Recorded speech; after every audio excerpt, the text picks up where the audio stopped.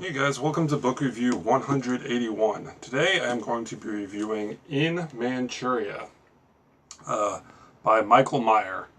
So this book basically covers Michael's time. I think it's about 11 months in Manchuria. Now, if you don't know what Manchuria is, if you think of China as like roughly looking like a chicken, it's like the head of the chicken. It's northeast China. It's very remote. It's only recently been settled. Michael mentions that it definitely has a more modern history. You know, everyone thinks of ancient Chinese civilizations, but the town he lives in, which is called Wasteland, kind of ironically, I guess, I think was founded in 1956. So, still pretty young. Some of the chapters.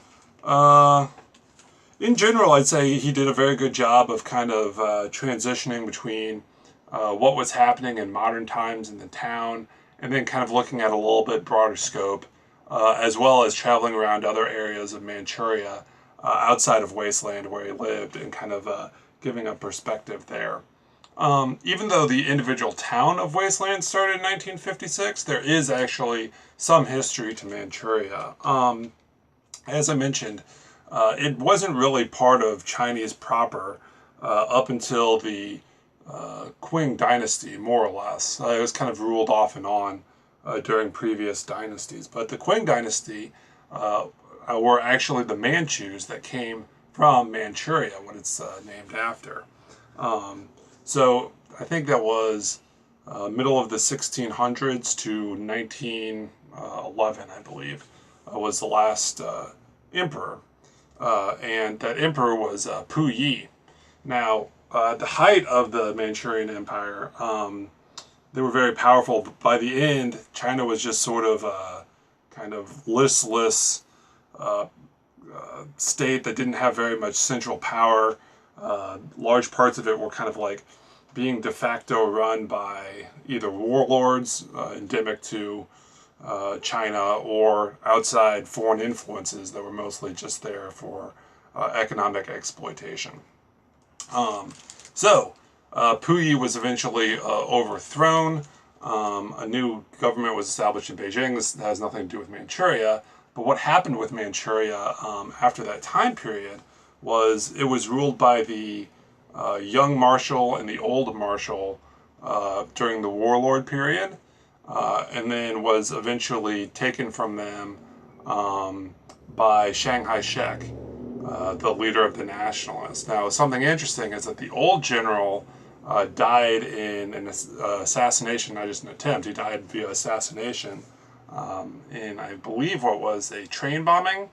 But his son, who was the young marshal, spent like the next 50 years in the Republic of China and eventually in Taiwan in their jails, and kind of de facto became a hero to the Red Communists, even though he had nothing to do with that.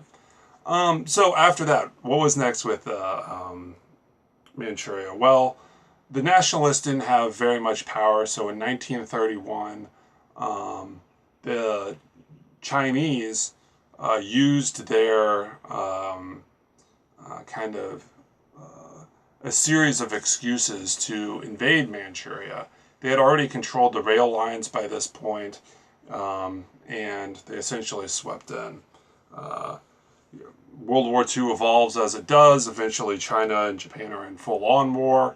The United States is brought on, ends. Very briefly, the nationalists control Manchuria, and then it goes to the communists as the rest of the nation fell to communism. And again, becomes sort of a listless backwater to the rest of China. And something that's mentioned is, even though that sounds like an exciting history, Manchuria is definitely kind of a place that sleeps.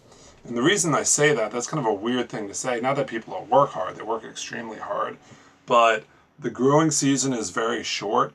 So for large parts of the year, it's just sort of like the lights are kind of turned off, if you will. Like economic activity kind of goes down. People sleep on their kangs, I believe that's how it's pronounced, which is like a heated, elevated bed, because a lot of times they don't have enough fuel to, or central heating to heat their whole house. So they live under these traditional kangs where they take the rice stalks of the year before and burn them under the beds, under the wooden stones in the bed, sort of like a heater, a very ancient form of a heater. Let's see, what else? Most of Manchuria used to be a swamp. That's the reason it wasn't, besides just being like extremely cold, that's the reason it wasn't settled till very late. Francis' young husband mentioned, and this was mentioned in the book, quoted in the book, that he found it very exhausting to go through there, that there were mosquitoes that were the size of, decent sized stones that would just like bite and